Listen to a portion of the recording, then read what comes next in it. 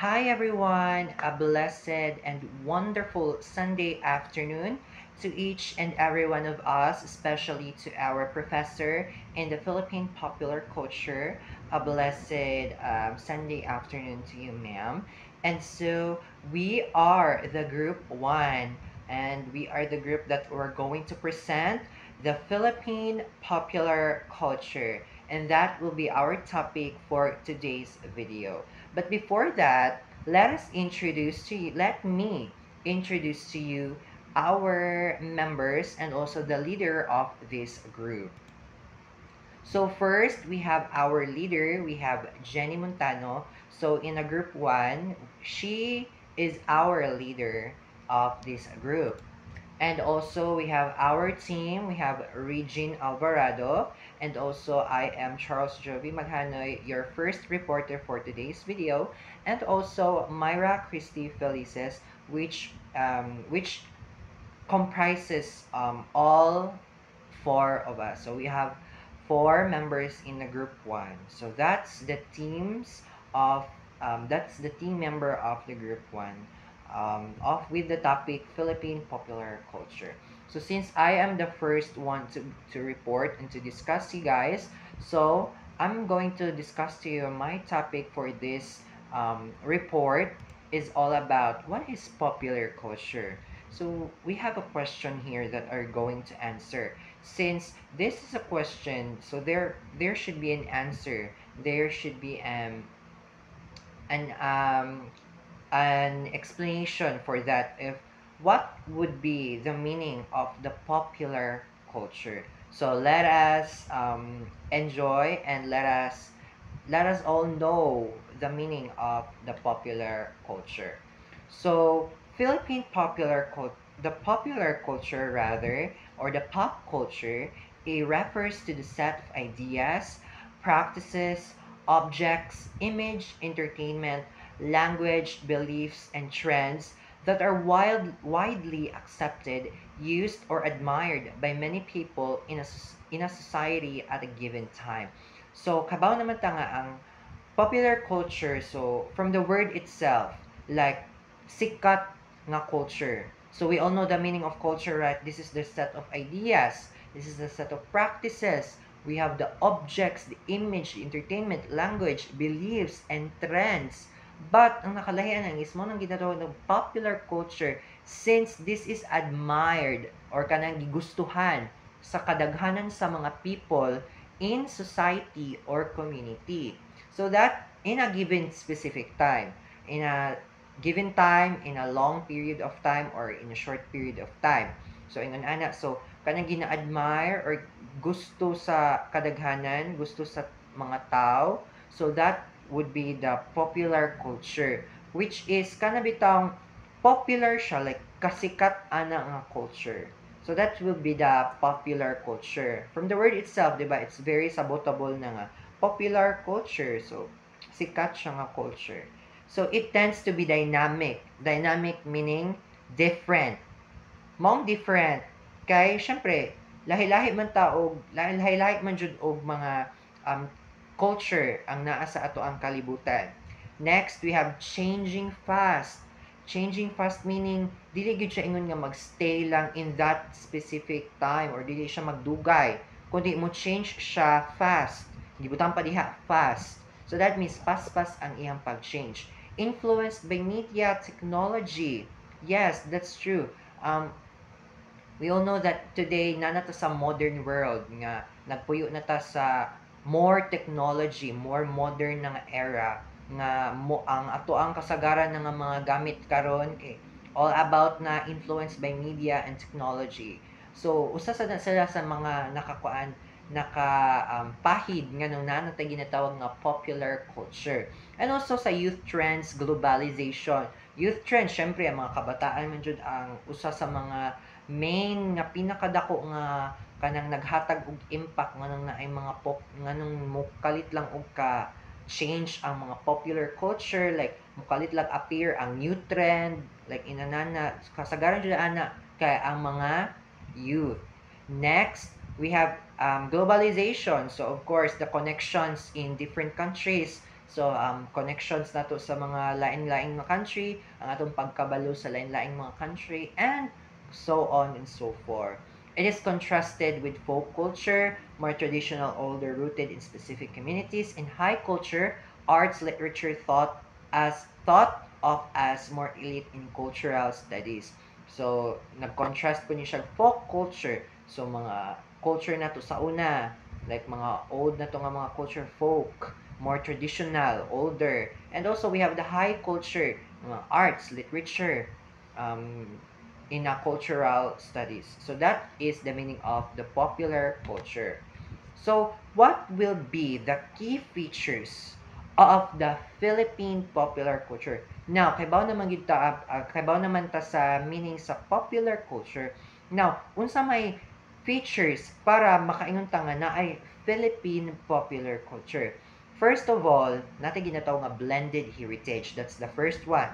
Blended heritage. So, na mix of indigenous, Spanish, American, and Asian influences. So, na-influence ang mga lain-laing mga lugar dere. Kaya nga naman, back in history, manggod, di ba, kabalo naman kita sa una nga gisakop ta sa mga Spaniards, din na po ng mga Japanese, mga Americans. And so, because of that, na-influence na po na to or ato na pong na katunan or ato nang na apply pod sa ato ang culture ang ilahang heritage sa ilahang country or sa ilahang tradition. For example, here sa screen we have the fiesta for Spanish tradition. Sa Spanish na siya gikan nga tradition ang fiesta. But ang nakakuan lang is kani siya kay sa here in the Philippines na localize na lang ni siya kay tungod kay kanang every region na lang siya mahitabo. For example, here in Cebu region natay Sinulog, di ba? From the other nasa Anti-Antihan Festival. Sa Negros nasa Mascara Festival, di ba? Like ina na mga fiestas, different celebration, different regions. It can be non-religion or religious fiesta. Next we have the jeepney. Jeepney comes from American military jeeps. Nya, here in the Philippines, ato nang na-acquire and moto nga ato na siyang nahimong Filipino transport nga gibutangan na tog art. So yeah, that's it. Next, the second one key feature of the Philippine popular culture, mass media driven.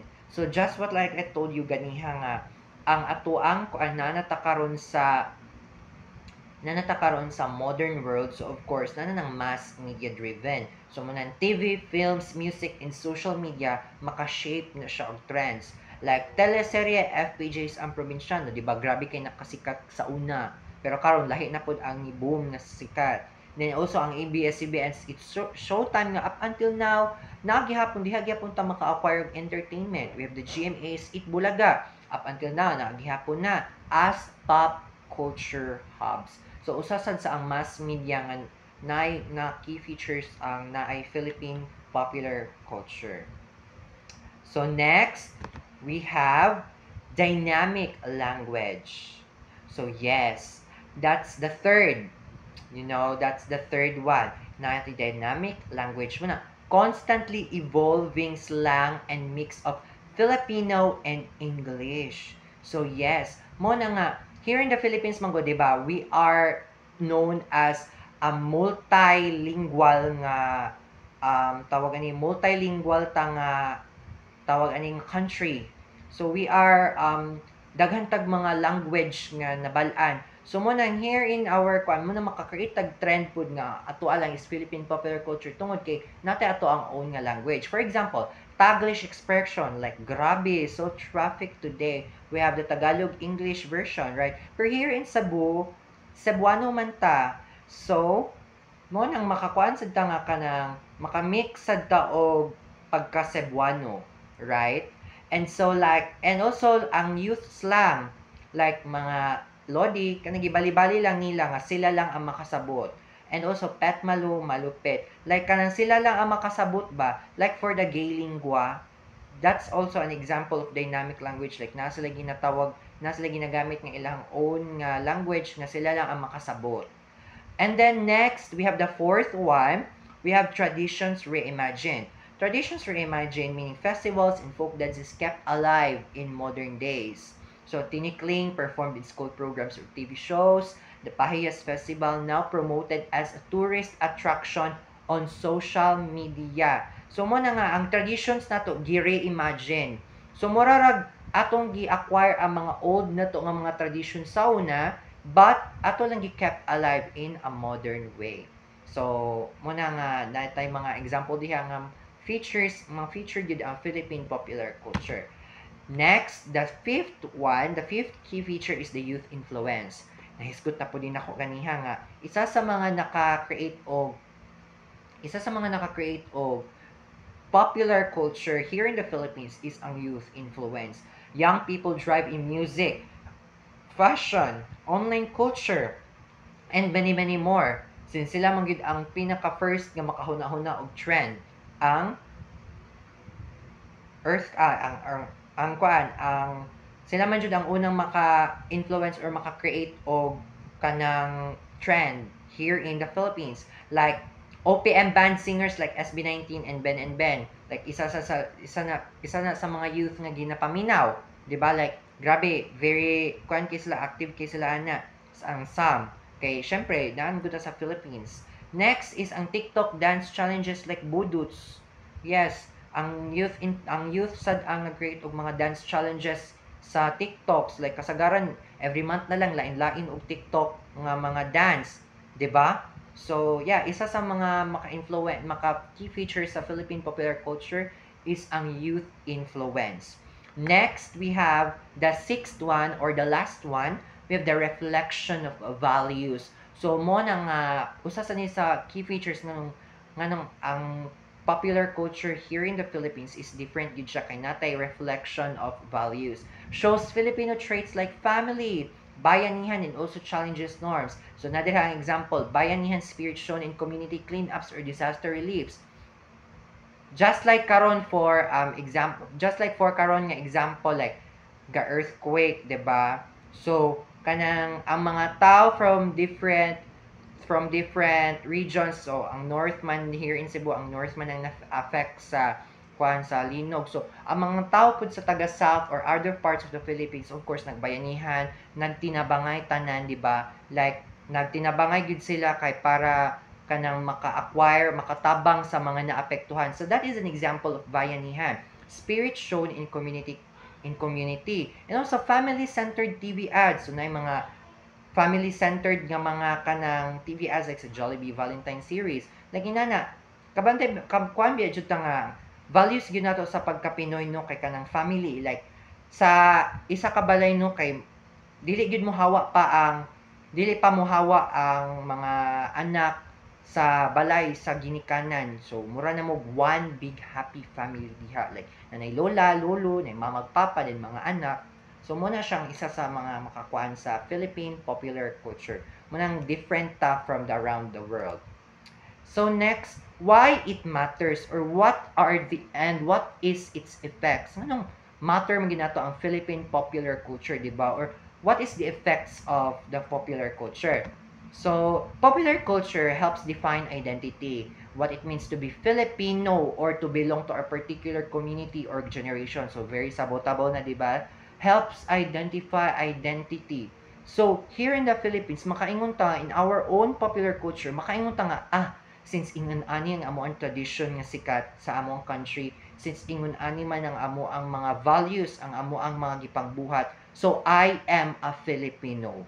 So, makaingon ta ana, we have sense of belongingness, 'di ba? Maka-help og identify sa ato ang identity nga Filipino. Next, it influences behavior. What people wear, how they speak, what they value or aspire to. Maka-influence siya sa behavior. Yes. So, it's an effect of the popular culture. For example, naay ka ng trend nga ang buhok kay naay bangs nga naay ka ng color, di ba? Naay red colored nga bangs. Like, inganana, makakuan sila sa ilasang fashion, like the way sila mo dress, di ba? Naman yung mga times ng inaanangal naisikat nga mga kuan magsuot og ingon ani, ingon ana, di ba? Like sundon pud sa mga tao. Like mo na siyang example, it influence behavior.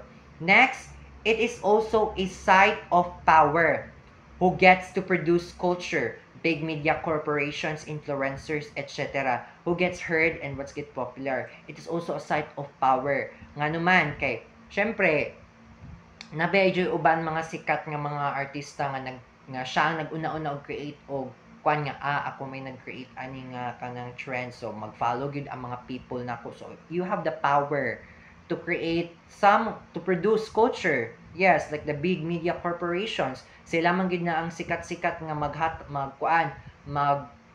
og mga trends or mga news, like influencers o mga vloggers, di ba? Sa karon nga panahon daghan na kay tag mga vloggers, kay syempre daghan man sila trends nga nahimo nga nasikat, and since ganahan ang tao nila mo nang ni-follow sa mga tao nila, who gets heard and what gets popular.